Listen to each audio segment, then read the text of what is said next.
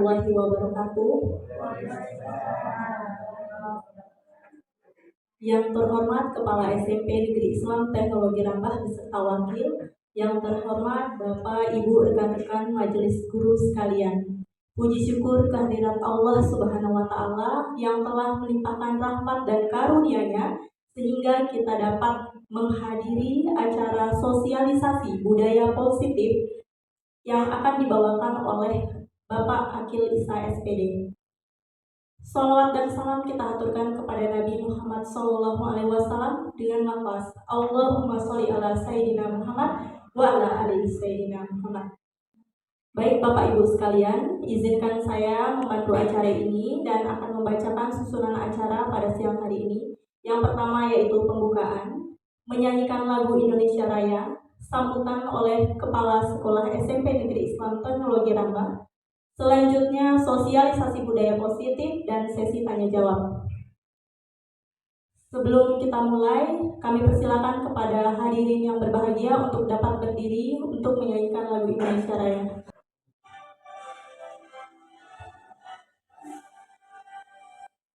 Indonesia tanah airku, tanah tumpah darahku, di sana aku berdiri, jadi pandu hidupku. Indonesia kebangsaanku, bangsa dan tanah airku, marilah kita berseru, Indonesia bersatu. Hiduplah tanahku, hiduplah negeriku, bangsaku, rakyatku semuanya. Bangunlah jiwanya, bangunlah badannya, untuk Indonesia Raya. Indonesia Raya, merdeka, merdeka, tanahku, negeriku yang ku cinta. Indonesia Raya, merdeka, merdeka, hiduplah Indonesia Raya. Indonesia Raya, merdeka, merdeka, tanahku, negeriku yang ku cinta. Indonesia Raya, merdeka, merdeka, hiduplah Indonesia Raya.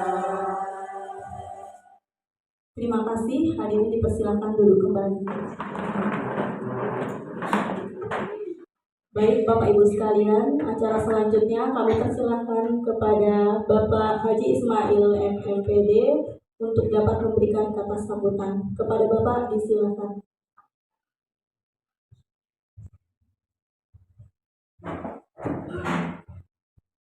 Bismillahirrahmanirrahim. Assalamualaikum warahmatullahi wabarakatuh.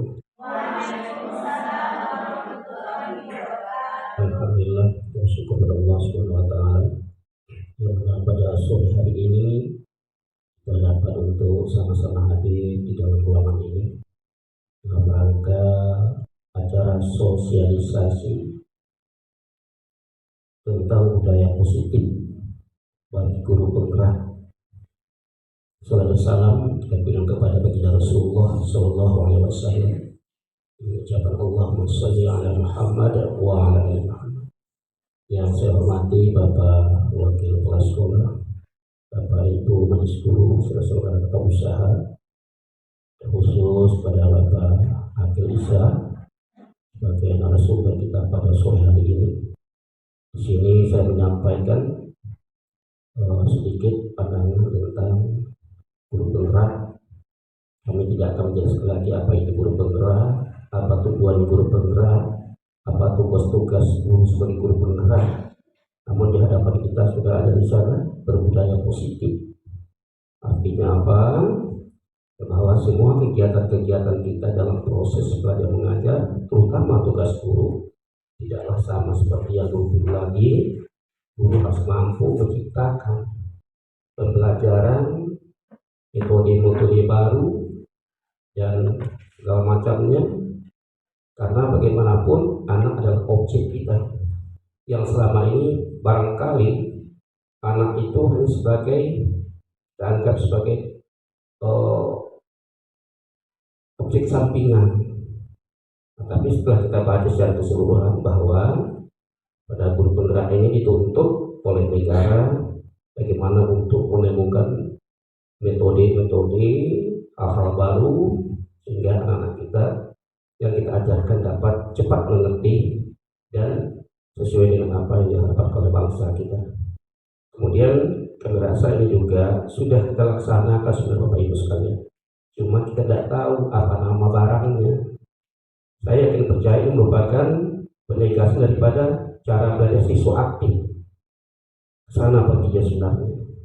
Nah, kita coba untuk kita semua Bapak Ibu guru, mari kita berusaha bukan hanya Bapak Abdul sendiri saja, tapi kita semua kita mulai melangkah bagaimana supaya metode-metode pembelajaran kita itu dapat kita temukan.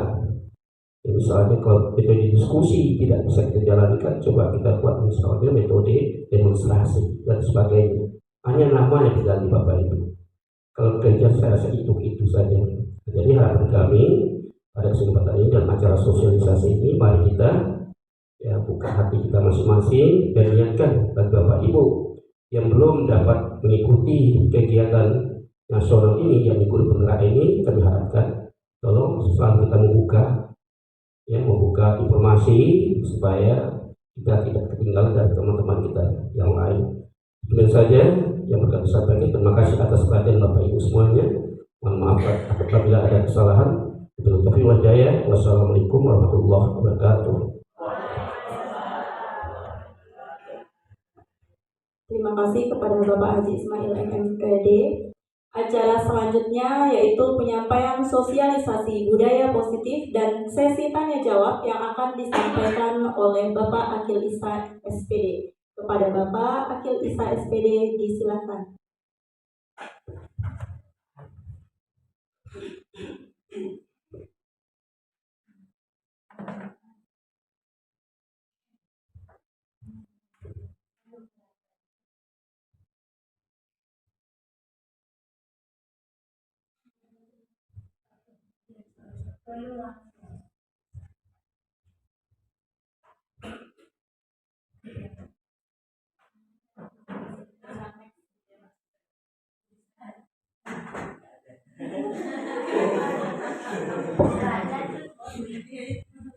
Bismillahirrahmanirrahim. Assalamualaikum warahmatullahi wabarakatuh.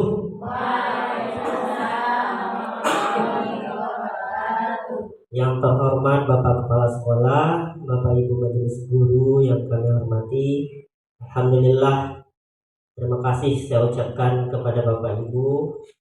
Walaupun pada siang hari ini kita mungkin berada pada suasana yang ngantuk, capek dan lelah, tapi Bapak Ibu mau menyempatkan diri untuk menghadiri undangan yang telah kami sampaikan sebelumnya dalam kegiatan sosialisasi budaya positif. Saya mengucapkan terima kasih banyak kepada Bapak Ibu. Nah, karena ini siang hari, kita maunya tetap semangat ya Bapak Ibu ya. Walaupun siang hari, walaupun siang tapi tetap semangat pagi. Dan saya yakin Bapak Ibu yang ada di sini adalah guru-guru yang hebat, guru-guru yang unggul, cerdas, kreatif sesuai dengan visi sekolah kita, unggul, cerdas, kreatif. Bukan hanya siswanya saja yang unggul, cerdas, kreatif, tapi saya yakin dan percaya Bapak Ibu yang ada di sini adalah guru-guru yang unggul, cerdas, dan kreatif.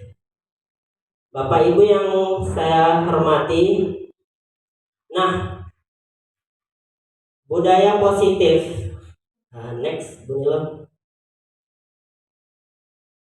Lanjut, next. Nah, ketika mendengar kata budaya positif, kira-kira apa yang terbayang dalam benak Bapak Ibu? Kebiasaan yang baik, ya bagus. Ada lagi pendapat yang lain?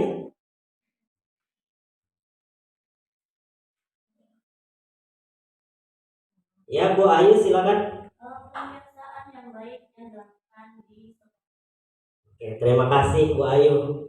Jawabannya betul sekali ya Bapak Ibu. Budaya positif itu adalah nilai-nilai, keyakinan-keyakinan dan kebiasaan-kebiasaan di sekolah yang berpihak pada murid agar murid dapat berkembang menjadi pribadi yang kritis, penuh hormat dan bertanggung jawab. Nah, di sekolah kita itu sudah ada belum nilai-nilai yang sudah menjadi budaya? Sudah ada ya? Apa itu?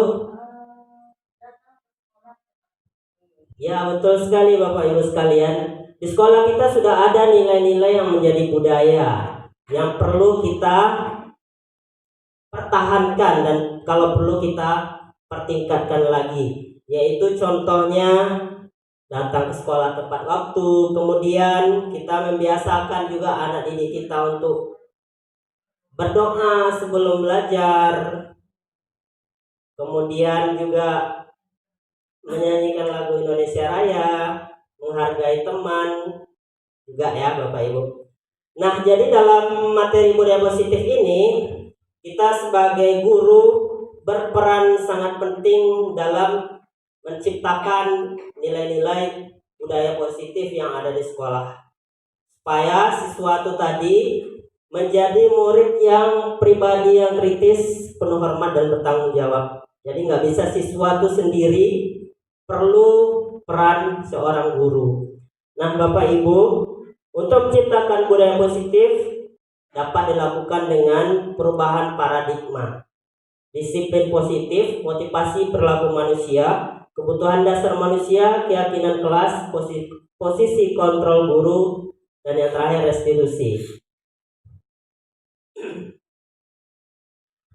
Nah Bapak Ibu sekalian, perubahan paradigma belajar. Sekarang kita sudah berada pada era 4.0, mungkin sudah nggak 4.0 lagi ya Pak Dalian ya, sudah 5.0, era zaman digital.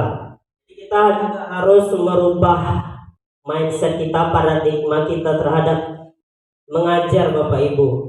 Kita pada zaman dulu mungkin kita mengajar dengan cara kita kenal dengan teacher center dan ada juga student center. Nah dulu kita sering mengajar teacher center. Apa itu teacher center? Ya, pembelajaran berpusat pada guru. Jadi guru yang mengatur semuanya, guru yang mengontrol. Ini muridnya harus seperti ini, muridnya harus seperti ini, latihannya harus seperti ini.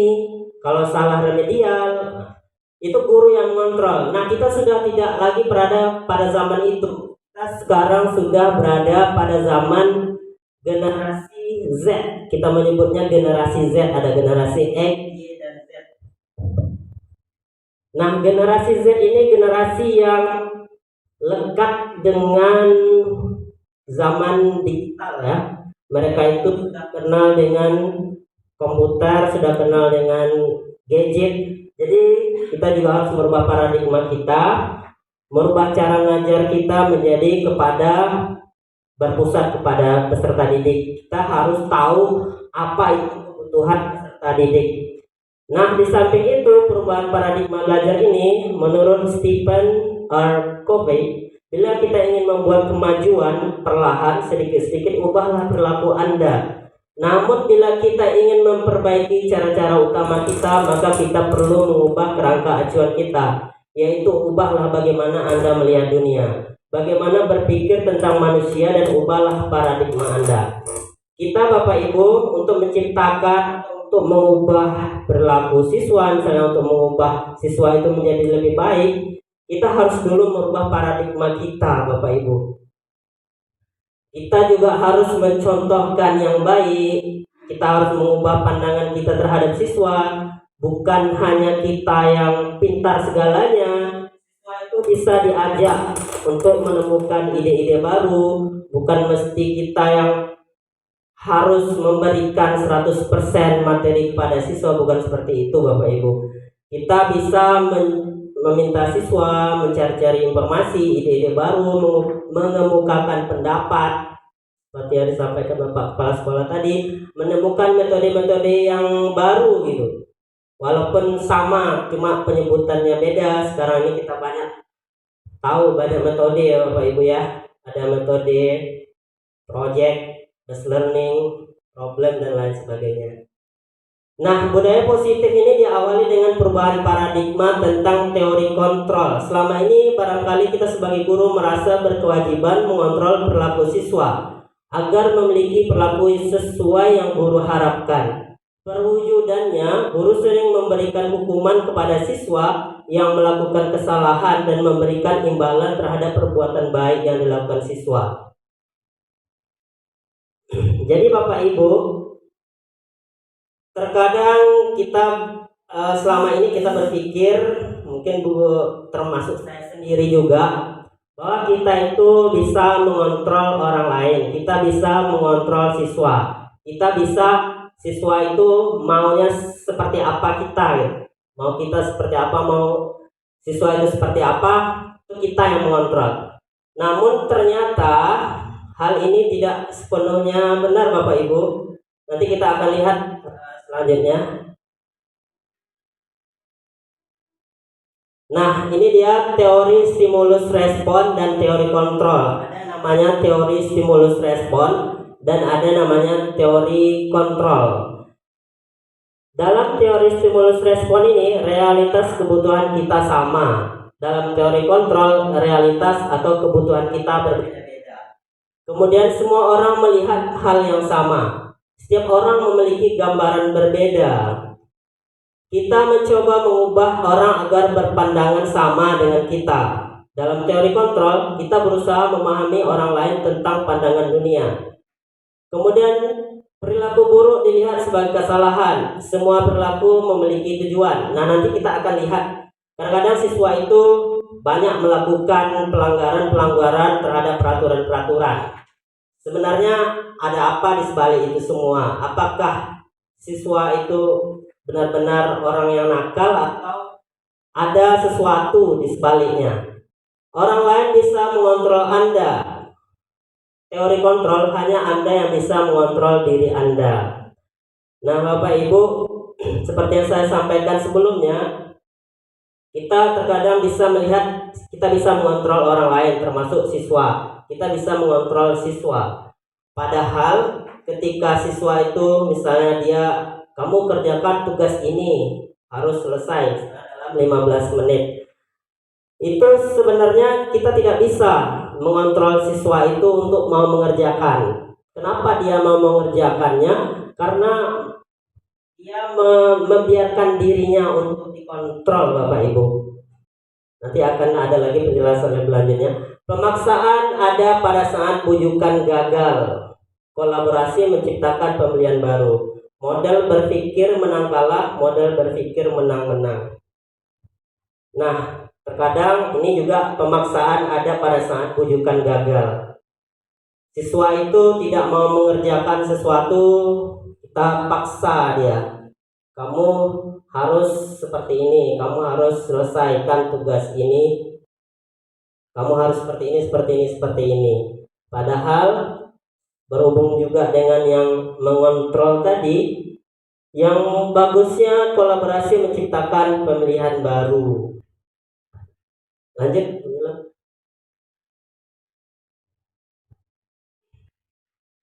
Nah, ini dia choice theory. Dr. William Glasser dalam bukunya, dalam teorinya control theory, bahwa yang pertama itu adalah ilusi guru mengontrol murid. Bahwa guru bisa mengontrol murid itu sebenarnya adalah ilusi. Seperti yang saya sampaikan tadi, kita tuh sebenarnya tidak bisa mengontrol orang lain. Karena orang itu punya pandangan, punya tujuannya sendiri. Tetapi ketika dia mau melakukan sesuatu, itu dia sedang membiarkan dirinya untuk dikontrol. Kemudian ilusi bahwa semua penguatan positif, efektif, dan bermanfaat. Nah, kita tahu kadang-kadang kita menyampaikan kepada siswa, kita memberikan penguatan-penguatan yang positif, itu kelihatannya bermanfaat. Nah, kalau kamu bisa seperti ini, kamu akan mendapatkan nilai yang bagus misalnya. itu belum dari dirinya sendiri, tapi kita yang memberikan penguatan-penguatan. Ilusi bahwa kritik dan membuat orang merasa bersalah dapat menguatkan karakter. Nah, juga kita kritik anak-anak kita, membuat dirinya merasa bersalah. Kamu ini, misalnya dalam kasus selalu mengerjakan yang terakhir, siswa selalu mengerjakan yang terakhir. Kamu ini selalu mengerjakannya paling terakhir. Kamu gak sayang sama ibu kamu gak sayang sama orang tuamu, kamu selalu membuat pelanggaran. Kamu gak sayang sama orang tuamu. Kata-kata seperti itu sebenarnya itu adalah termasuk dalam teori kontrol, choice teori ini. Itu sebenarnya tidak sepenuhnya bagus dan bisa membuat siswa itu bertahan lama. Tapi ada efek negatif jika kita memberikan penguatan-penguatan seperti tadi. Kemudian ilusi bahwa orang dewasa memiliki hak untuk memaksa. Nah, ini juga bukan hanya murid-murid kita, anak-anak kita di rumah juga kita paksa ya Bapak Ibu ya. Kamu harus makan segini, harus makan, harus belajar. Di sekolah harus belajar, dipaksa anaknya. Padahal itu bukan juga hal yang efektif untuk mengubah siswa. Nanti kita akan lihat lanjut. Nah, kita menuju ke disiplin positif. Nah, Bapak Ibu, ketika mendengar kata disiplin ini, biasanya orang akan menghubungkan dengan hukuman, dengan tata tertib, dengan peraturan-peraturan. Namun sebenarnya disiplin ini bukan seperti itu Bapak Ibu. Disiplin berasal dari kata disiple yang artinya belajar. Ada juga yang mengartikan murid. Nah, jadi disiplin itu belajar, bukan tata tertib, bukan yang berhubungan dengan hukuman. Tujuan dari disiplin positif adalah menanamkan motivasi pada murid untuk menjadi orang yang mereka inginkan dan menghargai diri sendiri dengan nilai-nilai yang mereka percaya tanpa terpengaruh adanya hukuman atau hadiah, sehingga berpengaruh pada motivasi intrinsik jangka panjang. Mereka akan tetap berperilaku baik berlandaskan nilai-nilai kebajikan yang mereka hargai. Jadi ketika murid itu sudah percaya dengan sesuatu nilai kebajikan, maka akan muncul dari dalamnya motivasi internal atau motivasi intrinsik. Nah, inilah yang kita inginkan dalam disiplin ini, bukan paksaan harus berangkat jam 7, misalnya kan jam 7 atau sebelum jam 7 sudah harus ada di sekolah. Tetapi kita inginkan yang terbaiknya adalah siswa itu tahu nilai yang ada di dalamnya. Kenapa saya harus berangkat sebelum jam 7? Jadi itu yang kita inginkan, bukan paksaan. Bukan dia takut karena dihukum atau takut karena ketidaknyamanan atau dia dapat hadiah misalnya. Bukan seperti itu, tapi memang dari dirinya sendiri. Dia yang paham, dia sudah tahu bahwa ada nilai-nilai kebaikan jika saya berbuat seperti ini. Jika saya rajin belajar, maka ada seperti ini, bukan paksaan dari gurunya. Lanjut, Bu Nilam. Nah, Bapak Pendidikan kita Ki Hajar Dewantara menyatakan bahwa di mana ada kemerdekaan, disitulah harus ada disiplin yang kuat. Sungguh pun disiplin itu bersifat self-disiplin, yaitu kita sendiri yang mewajibkan kita dengan sekeras-kerasnya. Tetapi itu sama saja, sebab jikalau kita tidak cakap melakukan self-disiplin, wajiblah penguasa lain mendisiplinkan diri kita. Dan peraturan demikian itulah harus ada di dalam suasana yang merdeka. Di situ Ki Hajar menyatakan bahwa untuk mencapai kemerdekaan atau dalam konteks pendidikan kita saat ini, untuk menciptakan murid yang merdeka, syarat utamanya adalah harus ada disiplin yang kuat. Disiplin yang dimaksud adalah disiplin diri yang memiliki motivasi internal. Jika kita tidak memiliki motivasi internal, maka kita memerlukan pihak lain untuk mendisiplinkan kita atau motivasi eksternal, karena berasal dari luar bukan dari dalam diri kita sendiri.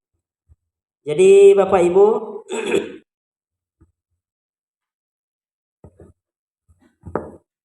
yang terbaik adalah motivasi yang ada dalam diri siswa. Diri kita juga sama sebenarnya. Misalnya masuk ke dalam kelas, misalnya Bapak Ibu ya, mohon maaf ya, saya juga nih sebenarnya. Masuk ke dalam kelas, pergantian jam belajar atau masuk di pagi hari. Apakah itu sudah dari dalam diri kita masuk kita tepat waktu, atau karena ada hal yang lain? Karena ada motivasi eksternal, karena takut sama kepala sekolah misalnya, takut CCTV, takut hal lain. Itu Bapak Ibu. Juga materinya sama, saya juga. Apakah sudah, mungkin tanyakan dalam diri kita masing-masing, apakah sudah motivasi kita itu motivasi dari dalam? Kita melihat siswa itu sudah perjuangannya bangun pagi, misalnya harus bangun pagi, harus sholat dan menuju ke sekolah, tiba-tiba kita terlambat. Temukanlah motivasi yang dari dalam diri kita. Apakah kita motivasi kita benar-benar dari dalam diri, atau ada paksaan tadi, atau mau penghargaan, atau misalnya kita mengikuti kegiatan pelatihan-pelatihan, apakah itu mandiri dari diri kita, atau misalnya karena ada paksaan dari kepala sekolah atau dari ada penghargaan misalnya. Kan mulai hari ini mungkin kita bisa merubah paradigma kita Bapak Ibu. Lanjut. Nah, ini dia motivasi perilaku manusia. Ada 3 motivasi perilaku manusia. Yang pertama, untuk menghindari ketidaknyamanan atau hukuman. Nah Bapak Ibu, terkadang itu yang seperti saya sampaikan tadi, siswa itu bisa kita lihat dia melakukan sesuatu itu, kalau tidak ada gurunya, kira-kira mereka berubah atau tidak. Kalau misalnya mereka berubah, berarti mereka itu belum dari dalam dirinya. Itu karena dia takut dihukum. Belajar misalnya, kalau nggak ada gurunya, kira-kira mereka bisa nggak belajar sendiri, mandiri. Atau hal-hal yang lain di lapangan dan dimanapun, siswa itu bisa nggak disiplin, bisa nggak rapi kalau tidak ada guru atau tidak ada kepala sekolah. Kalau belum bisa, berarti mereka belum dari dalam dirinya. Nah, itulah tugas dari kita. Peran guru itu disitulah dia.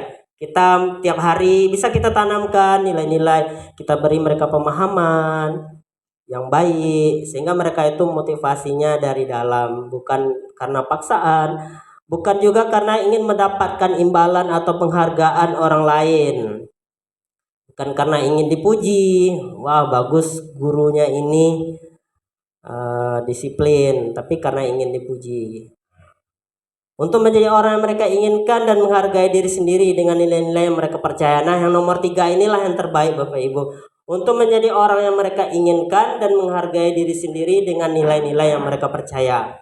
Karena kalau mereka percaya dengan nilai-nilai kebajikan, nilai-nilai harus jujur, nilai-nilai harus tepat waktu, akan muncullah tadi motivasi dari dalam. Misalnya mereka itu akan menjadi orang yang bagus, penuh tanggung jawab, mandiri, dan berpikir kritis nanti Bapak Ibu untuk kedepannya anak-anak kita. Oke, lanjut. Nah Bapak Ibu, semuanya itu ada hubungannya juga dengan kebutuhan dasar manusia. Terkadang kita hanya melihat siswa itu melanggar peraturan yang sudah ada, tapi kita tidak paham bahwa ada kebutuhan dasar manusia yang tidak terpenuhi oleh siswa tersebut. Yang pertama itu ada kebutuhan bertahan hidup, cinta dan kasih sayang, penguasaan, kebebasan, dan kesenangan.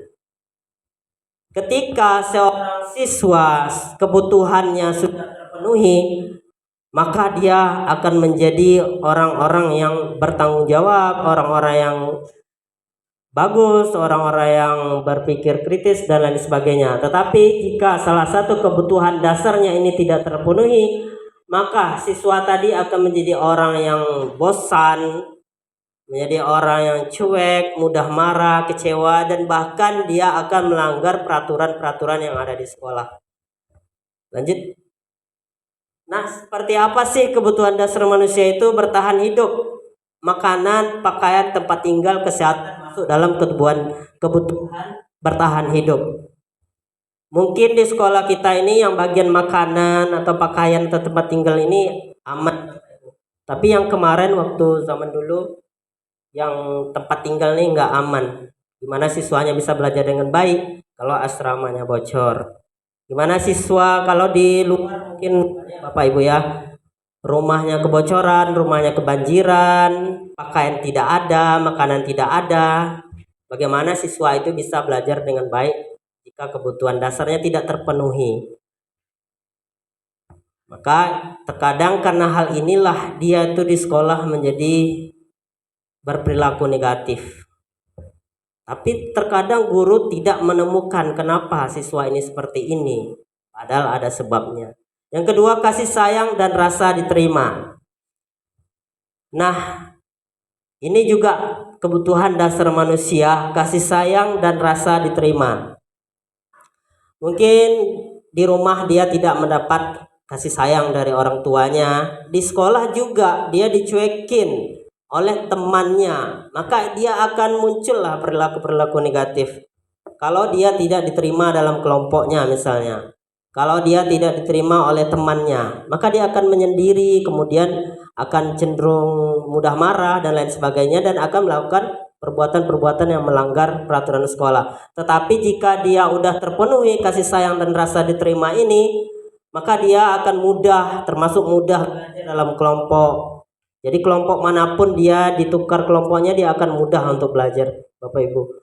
Kemudian ada penguasaan atau power. Jadi siswa itu ingin keterampilan atau kehebatannya diakui, dianggap, diakui, dan didengar. Kamu sudah bisa matematika misalnya kan, dia ingin itu dihargai. Jadi ketika kita tidak memenuhi yang ini, ketika dia sudah misalnya capek tapi tidak dihargai, maka akan muncullah tadi perilaku-perilaku negatif. Kemudian ada kebebasan. Kebebasan di sini bukan berarti kita membiarkan siswa sebebas-bebasnya, tapi termasuk tadi metode-metode yang beragam. Apalagi kita tahu itu siswa itu kecerdasannya beragam, kita bisa membuat berbagai macam metode. Untuk siswa yang suka berlari-lari kinestetik, kan kita perlu membuat metode yang ada berlari-larinya atau berkegiatan. Dia tidak akan bisa duduk dengan tenang, dengan rapi, karena memang kecerdasannya bukan yang itu. Jadi sebagai guru itulah tantangan bagi kita, merubah paradigma kita, memenuhi kebutuhan siswa. Siswa itu belajarnya seperti apa, sebenarnya kita juga harus tahu Bapak Ibu, untuk menjadikan siswa itu siswa yang bagus dan juga guru yang baik itu sebenarnya kita harus tahu juga kebutuhan siswa, gaya belajarnya seperti apa. Jadi ketika sudah sesuai maka dia akan bagus. Tapi jika tidak, misalnya yang suka belajar sambil ada mendengarkan musik, jika kita tidak berikan, maka dia tidak akan belajar dengan baik. Kemudian ada kesenangan. Nah, Bapak Ibu, gimana rasanya bisa kita bayangkan hidup tanpa rasa senang? Sangat tersiksa sekali ya Bapak Ibu ya.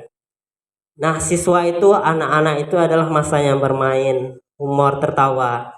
Jadi bukan hanya guru olahraga yang bisa bermain, tapi guru-guru yang lain juga. Jangan lagi kita mengajar secara teacher center lagi, fokus guru yang menjelaskan, siswa duduk tertib, bukan seperti itu. Tapi sudah mengajar siswa yang generasi yang sudah tahu komputer. Kita bisa hubungkan Kita bisa jangan bosan-bosan, jangan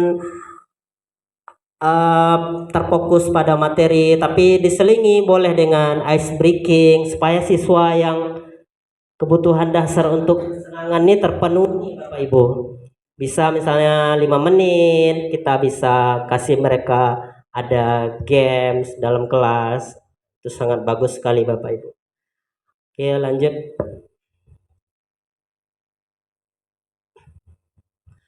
Nah, Bapak Ibu, ini dia posisi kontrol restitusi. Tadi sudah disinggung di awal. Nah, posisi penghukum. Posisi penghukum biasanya guru itu bisa menggunakan fisik maupun verbal. Dia akan marah-marah. Contoh kalimat yang sering diucapkan guru, kamu selalu salah. Misalnya siswa terlambat, kamu aja yang selalu salah. Udah berapa kali dibilang, udah berapa kali dikasih tahu, kamu aja yang selalu terlambat. Nah, itu posisi gurunya berada pada posisi penghukum.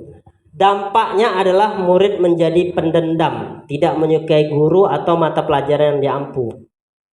Nah, kalau ada murid yang nggak suka belajar dengan kita, itu barangkali kita pernah marah, pernah menghukum dia. Murid menjadi pendendam,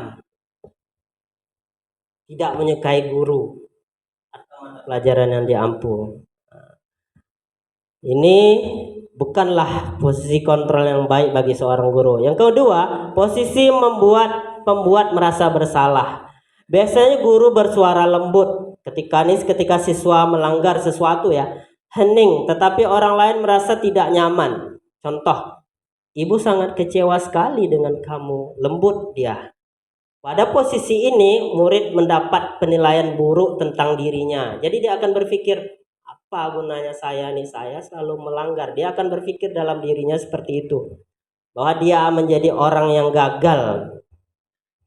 Murid akan membuat dirinya merasa bersalah, rendah diri dan menarik diri dari lingkungan, tidak menyukai guru atau mata pelajaran yang diampu. Yang ketiga, ada posisi teman. Biasanya guru tidak menyakiti murid, namun tetap berusaha mengontrol murid melalui persuasi. Adanya hubungan komunikasi yang baik antara guru dan murid. Contoh, ayo bantulah demi ibu atau bapak.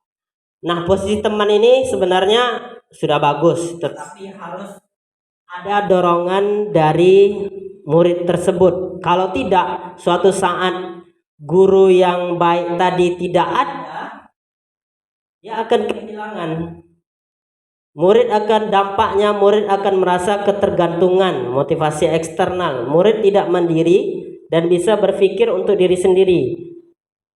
Nah, jadi ketika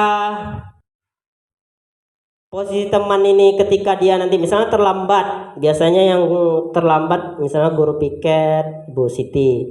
Bu Siti selalu berposisi sebagai posisi teman. Ketika nanti tidak ada lagi Bu Siti, maka dia akan cenderung berubah. Dia akan menjadi nakal lagi, dia akan terlambat lagi. Seperti itu Bapak Ibu. Lanjut. Posisi pemantau. Biasanya guru mengawasi dan bertanggung jawab atas pelaku yang diawasi. Contoh, peraturannya apa yang telah kamu lakukan. Dampaknya, murid akan menghitung konsekuensi dan hadiah tanpa memahami sepenuhnya nilai kebajikan yang dituju, tidak sepenuhnya mandiri. Nah, murid itu dipantau, terus murid itu ya dipantau. Jadi ketika murid itu selalu dipantau, dia itu motivasinya bukan motivasi dari dalam dirinya, karena dia takut, karena lagi dipantau seperti itu. Posisi yang paling bagus adalah posisi manajer. Posisi manajer biasanya guru berbuat sesuatu bersama murid, mempersilahkan murid mempertanggungjawabkan perilakunya dan mendukung murid untuk menemukan solusi permasalahannya sendiri. Contoh, apa yang kita yakini, apa rencana kamu untuk memperbaikinya? Nah, Bapak Ibu, ketika siswa sudah paham terhadap nilai-nilai yang terkandung terkandung di dalam sesuatu, misalnya peraturan atau yang harus dilakukannya, ketika dia melanggarnya, dia akan tahu bahwa dia itu salah. Dia nanti akan menjadi murid mandiri, murid dapat memecahkan masalahnya sendiri.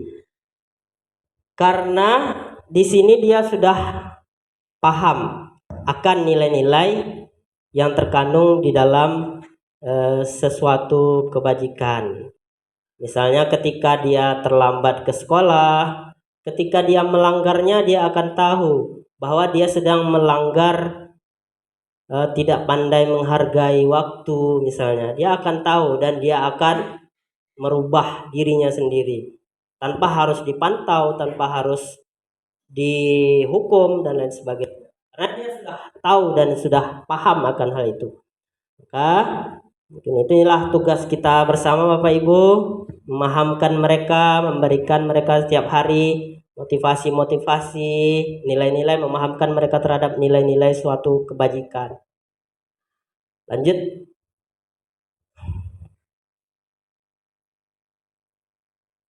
Nah, di sini ada keyakinan kelas. Sekarang timbul pertanyaan, kira-kira mengapa harus keyakinan kelas? Mengapa tidak peraturan kelas? Ada yang tahu nggak Bapak Ibu? Ya Bu Samroh. Oke, bagus, terima kasih. Ada pendapat yang lain? Ya Bapak Ibu, karena biasanya peraturan ini ditulis atau dibuat oleh seseorang saja tanpa melibatkan semuanya. Jika keyakinan kelas atau keyakinan sekolah itu harus melibatkan seluruhnya.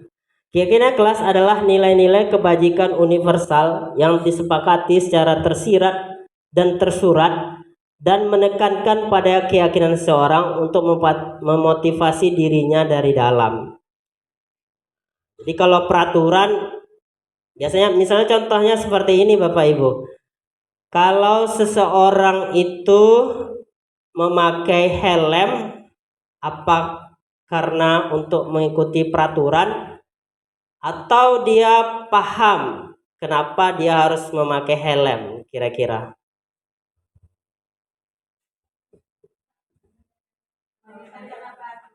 Kebanyakan karena peraturan.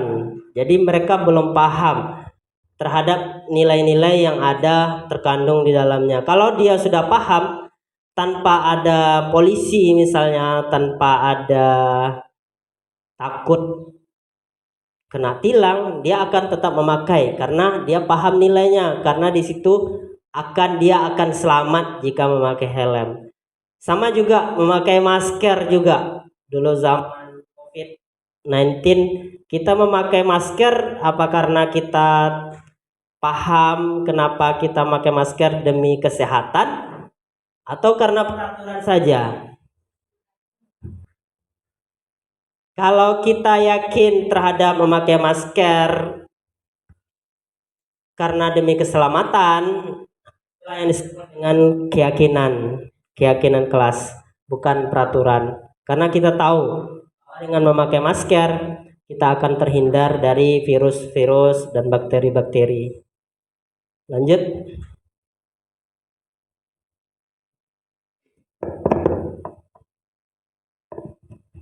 Ciri-ciri keyakinan kelas bersifat lebih abstrak daripada peraturan yang lebih rinci dan konkret.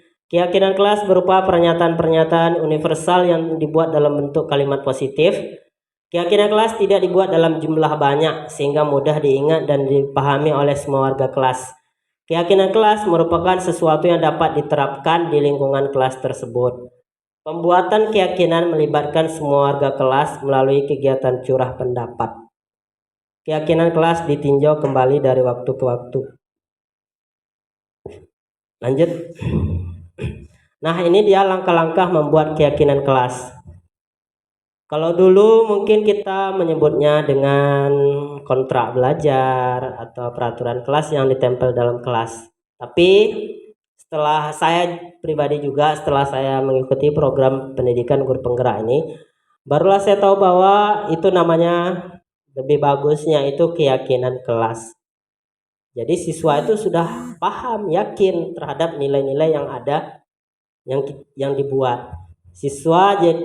Yang pertama itu siswa menuliskan keyakinan kelas yang mereka inginkan. Guru dan siswa mengulas keyakinan yang telah ditulis. Guru dan siswa memilah keyakinan kelas yang penting, mengubah keyakinan kelas menjadi kalimat positif, mengecek dan menyepakati keyakinan kelas. Kemarin saya juga sudah membuat keyakinan kelas khusus di kelas 7A. Ini keyakinan kelas khusus 7A. Kami akan datang ke sekolah tepat waktu, kami akan selalu menghormati guru dan menghargai teman. Nah, ini perlu ditanamkan untuk menjadi siswa yang bagus, paham akan nilai-nilai ini. Dalam beberapa waktu ke depan sebenarnya ini harus diberi kepahaman kepada siswa, harus diingatkan sebelum mereka benar-benar paham akan nilai-nilai tersebut. Tidak boleh hanya tertempel saja, bukan seperti itu, tapi setiap waktu kita evaluasi, kita lihat perkembangannya seperti apa. Insya Allah kedepannya siswa itu akan menjadi siswa yang bagus. Seperti ini keyakinan kelas yang telah dibuat. Sebentar, saya perlu memperlihatkan videonya beberapa. Ini adalah dokumentasi ketika saya kemarin membentuk keyakinan kelas. Jadi yang pertama kita berikan mereka pemahaman tentang keyakinan kelas terlebih dahulu. Kemudian kita bisa menyuruh mereka membuat, seluruh siswa kita suruh membuat. Ini terus setelah mereka membuat, kita tempelkan Bapak Ibu di papan tulis keyakinan-keyakinan kelas yang mereka inginkan. Setelah kita tempelkan, nanti barulah kita bersama mahasiswa memilih keyakinan kelasnya. Jadi setelah ditempel nih saya tulis. Setelah itu saya lingkari yang mereka buat dan merubah kalimatnya menjadi kalimat positif. Nah, banyak yang ditulis oleh siswa ini kemarin, hampir 20-an lebih, tapi yang kita sepakati yang sekitar 6 buah tadi ya. Oke, kita kembali lagi Bapak Ibu.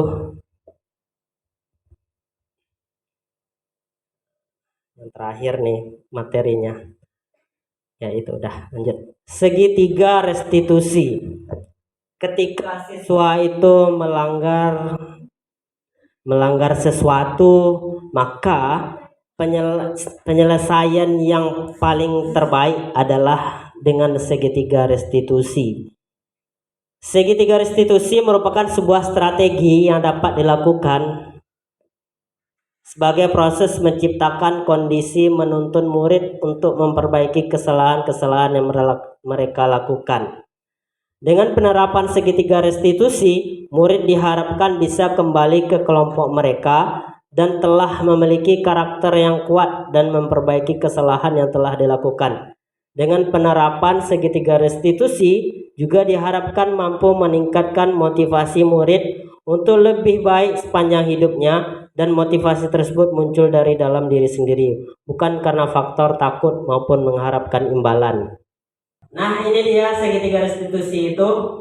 Yang pertama itu menstabilkan identitas. Yang kedua, validasi tindakan yang salah. Yang ketiga, menanyakan keyakinan. Nah, ini dia. Jadi ada 3 tahap ketika siswa itu melanggar sesuatu. Sebagai seorang guru yang baik, kita perlu melakukan segitiga restitusi ini. Segitiga restitusi ini diadopsi dari luar, dari orang luar.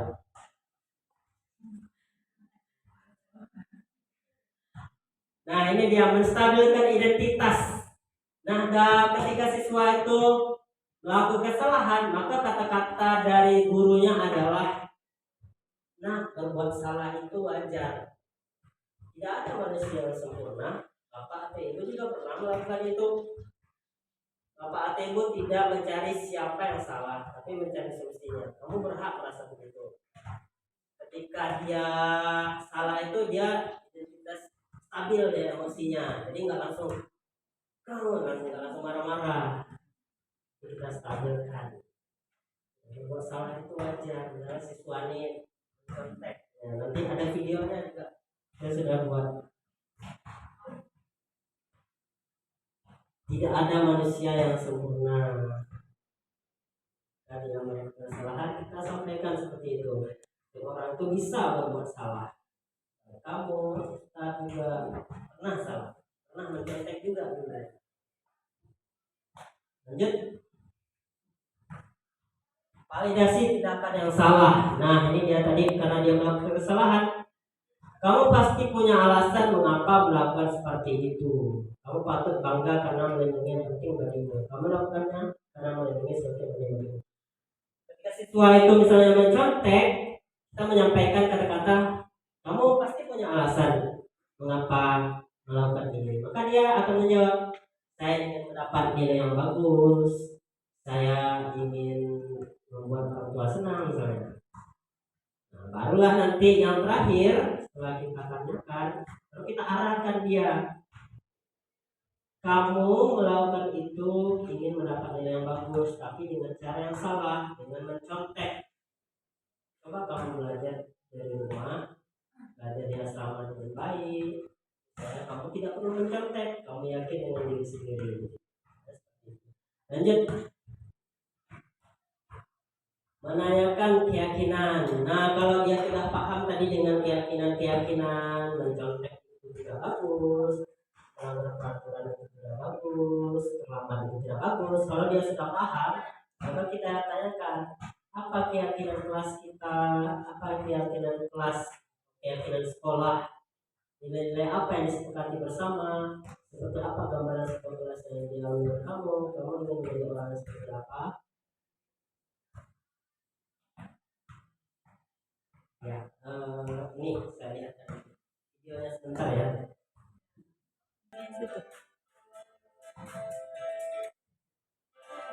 Nah,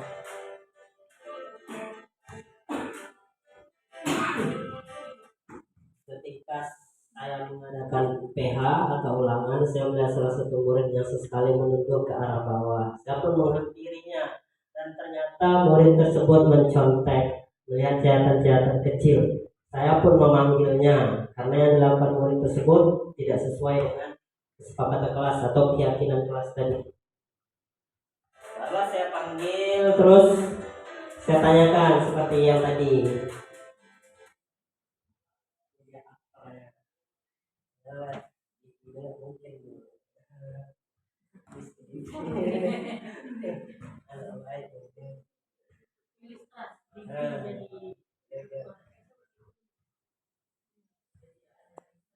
Hanya ilustrasi.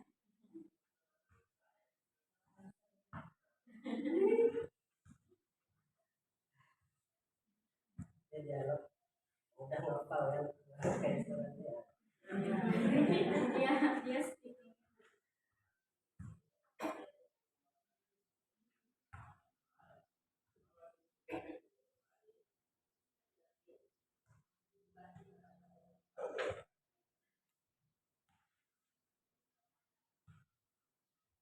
Nah, ini sudah terdengar kali suaranya Bapak pun kira-kira seperti inilah. Kemudian menanyakan keyakinan.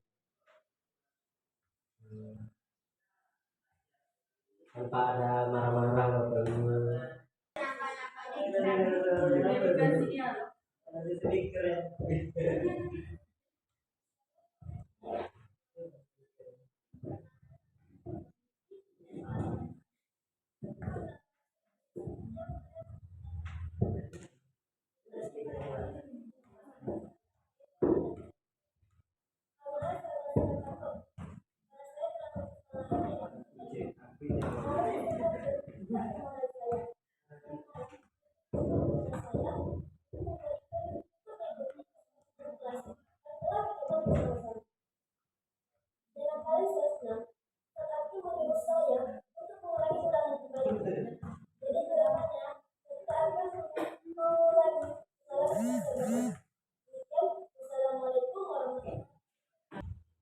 Bapak Ibu ya.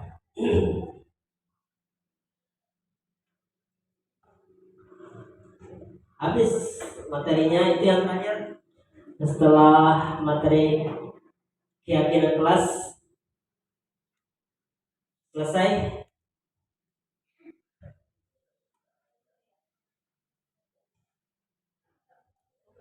Oke, terima kasih Bapak Ibu atas perhatian dan atas waktunya. Saya tutup dan saya kembalikan kepada moderator. Assalamualaikum warahmatullahi wabarakatuh. Terima kasih kami ucapkan kepada Bapak Akilisa SPD. Baik Bapak Ibu sekalian, kami persilakan kepada Bapak Ibu jika ada yang ingin ditanyakan pada materi sosialisasi budaya positif ini, kami persilakan. Ya, silakan Ibu.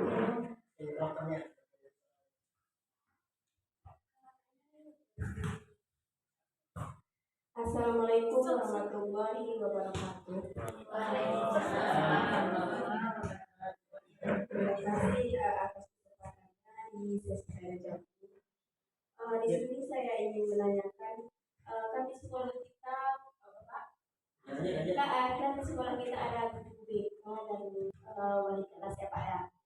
Berbicara masalah restitusi ini, apakah tindakan restitusi ini dapat dilakukan oleh guru BK atau wali kelas Pak?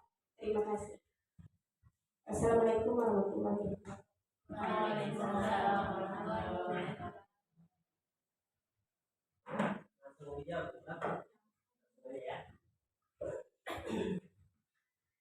Terima kasih Bu Inal, pertanyaan yang bagus sekali. Beri tepuk tangan dulu untuk Bu Inal.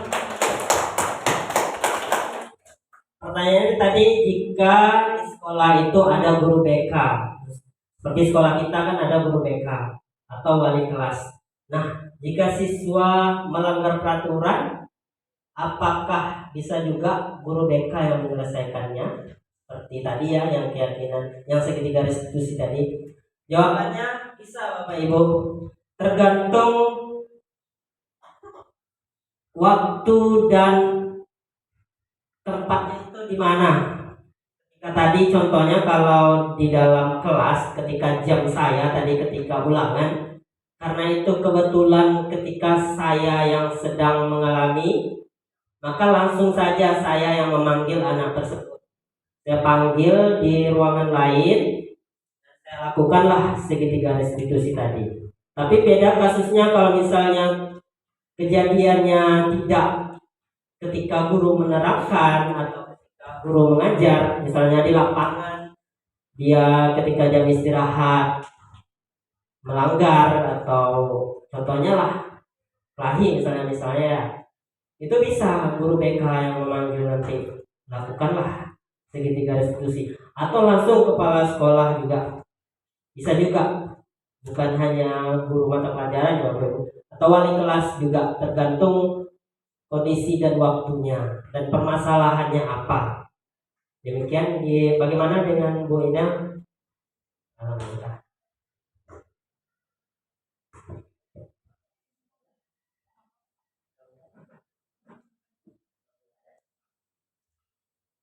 Terima kasih kepada Ibu Badriah Mediati dan Bapak Akilisa.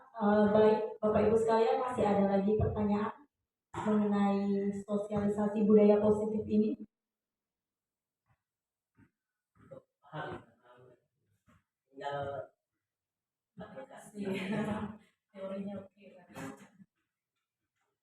Baik, jika tidak baik Bapak Ibu sekalian, jika tidak ada, akan kami tutup. Kami berharap kepada Bapak Ibu sekalian agar dapat menerapkan budaya positif ini di sekolah kita. Saya akhiri, wabillahi taufiq wal hidayah. Wassalamualaikum warahmatullahi wabarakatuh.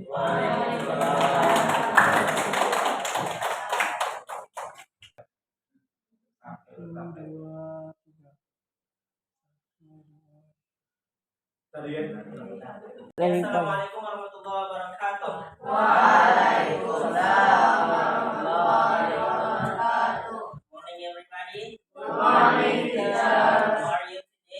I'm fine, thanks. And you? I'm fine. Nah, jadi begini anak-anak Ustadz. Bung ini kita masih awal-awal semester. Jadi Ustadz mau membuat keyakinan kelas. Tahu itu apa keyakinan kelas? Belum tahu ya? Jadi keyakinan kelas itu kalau peraturan kelas, kalau peraturan tahu? Tahu ya, banyak peraturan, misalnya tidak boleh berkelahi, tidak boleh itu. Tapi ini kita menyebutnya keyakinan kelas. Keyakinan kelas itu berarti apa yang kita yakini. Kita harus yakin. Misalnya contohnya kayak gini. Kalau orang berkendara, tujuan dia berkendara pakai helm supaya apa? Supaya selamat. Kira-kira dia ngikuti peraturan aja atau dia yakin kalau dengan pakai helm dia selamat? Yakin ya kan? Berarti itulah saya itu kita sebut dengan keyakinan kelas. Jadi kalau misalnya kita yakin dari dalam diri kita, maka kita akan enak untuk melakukannya. Karena kita yakin kalau dengan belajar kelas yang bersih kita akan nyaman belajar. Jadi kalau misalnya seperti itu, yakin kita berarti belajar di kelas, piket berarti harus mengerjakan tugasnya dengan baik. Karena dengan mengerjakan tugas dengan baik, kelas akan menjadi bersih. Maka di sini Ustadz punya kertas-kertas, nanti silakan ditulis kira-kira maunya kelasnya seperti apa yang bagusnya dan kelasnya. Jadi silakan tulis, nanti boleh tulisnya lebih dari satu. Ini nanti kita tempelkan itu. Maunya kelasnya seperti apa bagusnya supaya kita belajar di kelas ini bagus. Apa ya? Jangan berisik. Jangan berisik. Aja misalnya apa lagi yang bagus? Ya ini aja begini. Harus membersihkan kelas tiap hari. Boleh dari satu ya, terus nanti tempelkan ini. Jangan kelas dijalankan. Supaya kelasnya bagus.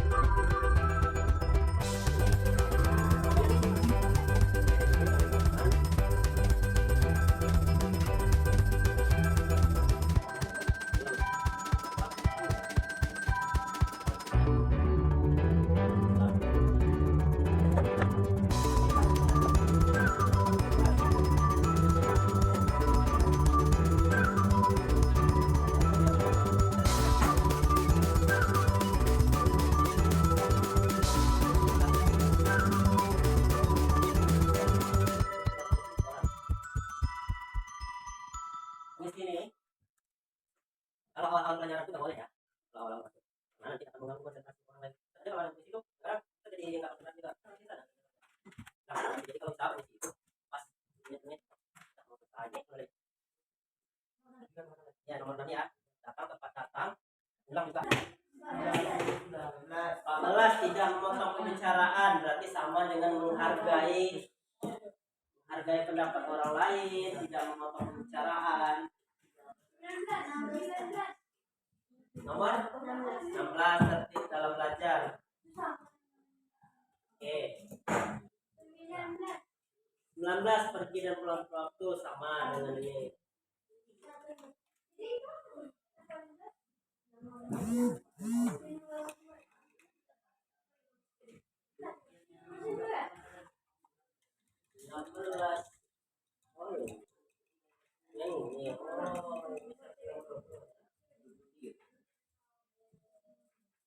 Jangan mengganggu teman.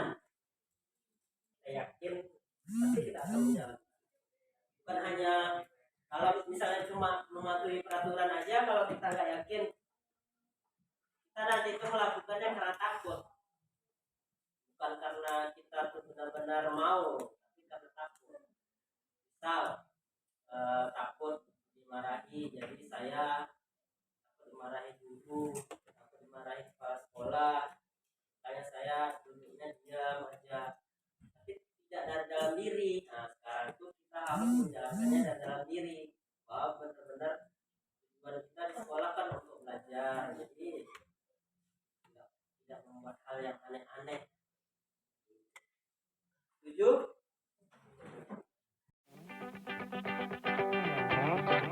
Assalamualaikum warahmatullahi wabarakatuh. Perkenalkan, nama saya Sawalifi dari kelas 7A.